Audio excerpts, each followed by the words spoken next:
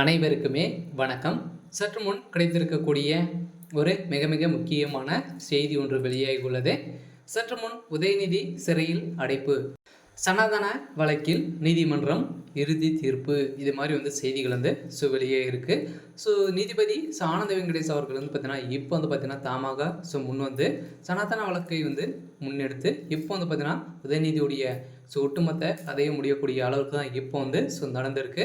ஏற்கனவே சனாதன சர்ச்சை பேச்சை பார்த்தீங்கன்னா ஒரு மிகப்பெரிய கலவரங்களாக மாறியது இருந்தது இல்லையா? தமிழகத்திலும் இந்தியா முழுவதுமே மத கலவரங்களை செய்த உதயநிதி ஸ்டாலின் அவர்களுக்கு பார்த்தீங்கன்னா இந்தியா முழுவதுமே இருக்கக்கூடிய அனைத்து மாநிலங்களும் வழக்கு பதிவு செய்து ஒரு மிகப்பெரிய சம்பவம் தான் இருந்தது. இந்த சம்பவத்தில் பார்த்தீங்கன்னா உதயநிதி மீது வழக்கு தொடர இப்போ பார்த்தீங்கன்னா திடீர் பாஜக ஆளுநர்கிட்ட பார்த்தீங்கன்னா உதயநிதி மீது வழக்கு பதிவு தொடர அனுமதி கேட்டு இருக்காங்க. இதன் அடிப்படையில் தான் இப்போ பாஜக வழக்கு பதிவு செய்து உதயநிதியுடைய ஒட்டுமொத்த கதையை முடிக்கக்கூடிய அளவிற்கு இப்போ நடந்திருக்கு. இதை பற்றி தான் இந்த வீடியோவில் நம்ம முழுமையாக பார்க்க போகிறோம்.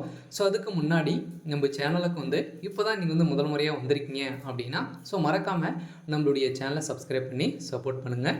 வாங்க வீடியோக்குள்ளே போகலாம். உதயநிதி ஸ்டாலின் அவர்கள் பார்த்தீங்கன்னா திடீர்னு பார்த்தீங்கன்னா சனாதன வழக்கில் இறுதி தீர்ப்பாக நீதிமன்றம் வழங்கிய சம்பவம் தான் இப்போ 2-3 ஆண்டுகள் பார்த்தீங்கன்னா சிறையில் அடைக்க போவதாக ஒரு பரபரப்பான செய்தி வெளியாகி வருகின்ற நிலையில் பார்த்தீங்கன்னா ஏற்கனவே பார்த்தீங்கன்னா சனாதன வழக்கில் ஆந்திர மாநிலத்துடைய முதல்வரும் துணை முதல்வரும் பவன் கல்யாண் அவர்களும் பார்த்தீங்கன்னா உதயநிதி அவர்களுக்கு நிறைய எதிர்ப்புகள் தெரிவித்து அவருடைய படங்களை பார்த்தீங்கன்னா கிழித்தும் காலில் மிதித்தும் பார்த்தீங்கன்னா நிறைய போராட்டங்கள் நடத்தி வரும் நிலையில் இப்போ பாஜக செய்த செயலால் பார்த்தீங்கன்னா இப்போ திமுகவுடைய ஒட்டுமொத்த கதையை முடியக்கூடிய அளவுக்கு தான் இப்போ நடந்திருக்கு. இருந்தாலும் ஏற்கனவே சனாதன ஒழிப்பு மாநாட்டில் சர்ச்சைக்குரிய வகையில் பேசிய அமைச்சர் உதயநிதி ஸ்டாலின் மீது குற்றப்பிரிவியல் வழக்கு தொடர அனுமதி வழங்க வேண்டும் என்று வலியுறுத்தி தமிழக பாஜக சார்பில் ஆளுநர் RN ரவிக்கு கடிதம் எழுதியிருந்தாங்க.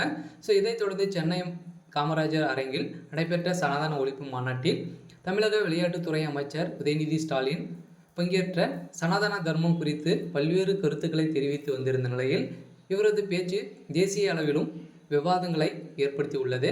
இதன் அடிப்படையில் பாஜக மற்றும் இந்து முன்னிலையில் உள்ளிட்ட பல்வேறு அமைப்புகள் உதயநிதிக்கு எதிராக கண்டனங்களை தெரிவித்து வருகின்ற நிலையில் இந்த நிலையில் உதயநிதி மீது குற்றவியல் வழக்கு தொடர அனுமதி வழங்க கோரி தமிழக பாஜக சார்பில் ஆளுநருக்கு கடிதம் எழுதின நிலையில் இந்த கடிதத்தின் அடிப்படையில் இப்போ இந்த கடிதத்திற்கு பதிலளித்திருக்கக்கூடிய ஆளுநர் RN ரவி அவர்கள் தான் பார்த்தீங்கன்னா இப்போ உதயநிதி ஸ்டாலின் அவர்களுக்கு வழக்கு தொடரலாம் அப்படின்ற மாதிரி போட்ட உத்தரவால் இப்போ நீதிமன்றம் வழங்கிய தீர்ப்பால் தான் இப்போ சனாதன வழக்கில் இறுதி தீர்ப்பாக 3 ஆண்டுகள் சிறை தண்டனை வழங்கியிருக்காங்க.